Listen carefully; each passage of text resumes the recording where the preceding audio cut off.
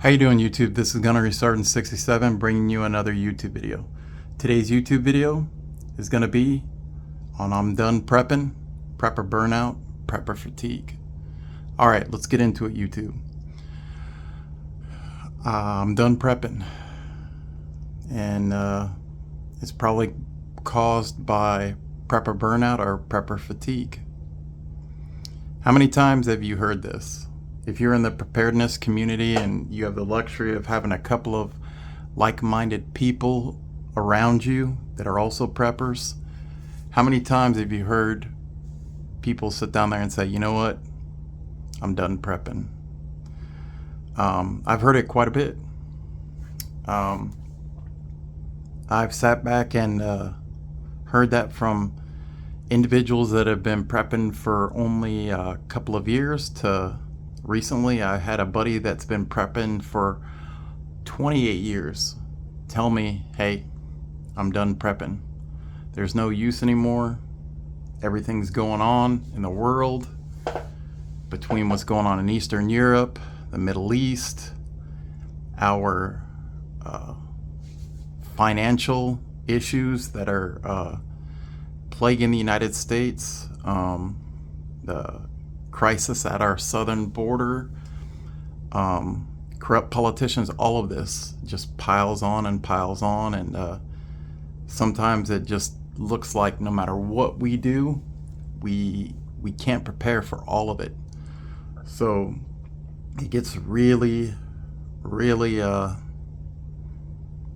enormous as far as the different facets that we need to, as preppers, need to cover in order to make sure that our families and ourselves are prepared for whatever comes down the pipe. But there's a couple of things that you can actually do to combat that prepper burnout, that prepper fatigue. In my opinion, one thing is kind of stay off social media. I have social media. I have a family that is abroad in different countries around the world. I've got a lot of friends that I keep in touch with that are all over the world.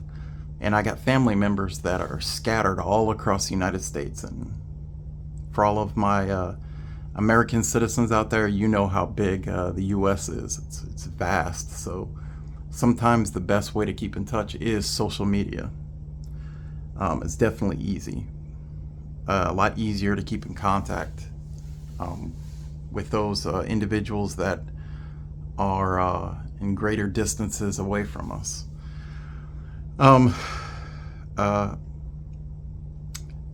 Because social media, it has a lot of people that get on there and they'll troll you. They'll sit down and be negative. Also, too, there'll be inaccurate news feeds, all of these things, and it just compounds to putting negative thoughts in your head, and it excretes negativity and morality a lot of times, and it's just not good for you in order to stay on social media for a long time. Me personally, I think that's what's even better if you can do it is, physical relationships with like-minded people. Physically get out and go do stuff. Go camping with them. Go to the ranges and go shoot with them. Go hunt with them. Go fishing. Do barbecues, things like that. Nothing beats, going out and actually doing things with family, friends, and like-minded individuals. Another thing you can do is we always talk as preppers about equipment and gear that is going to aid us down the road on whatever we're prepping for. But a lot of times we take for granted actually improving our knowledge, improving our skills. One thing that I actually don't see a lot of preppers doing is things like going out and making a fire.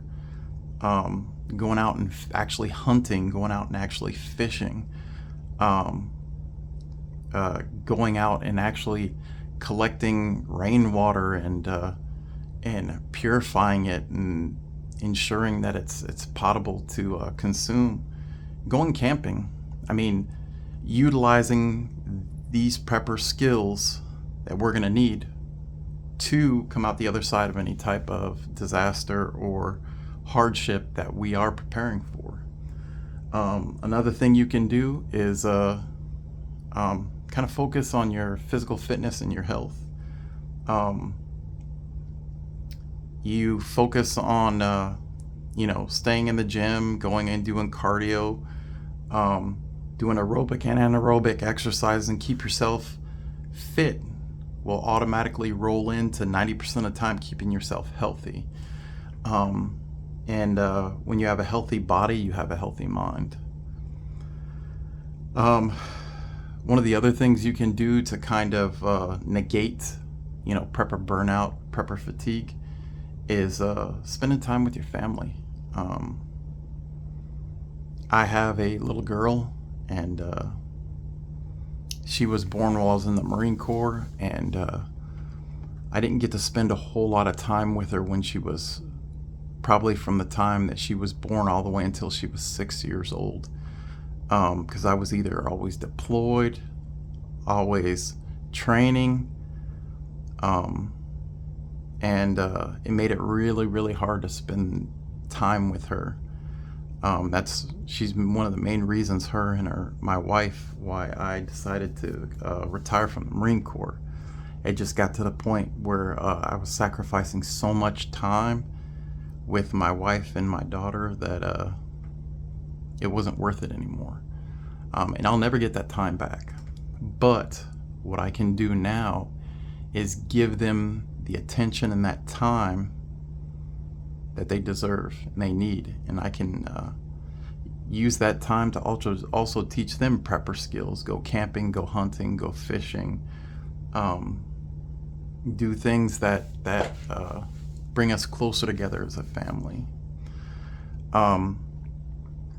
Prepping is not an easy endeavor.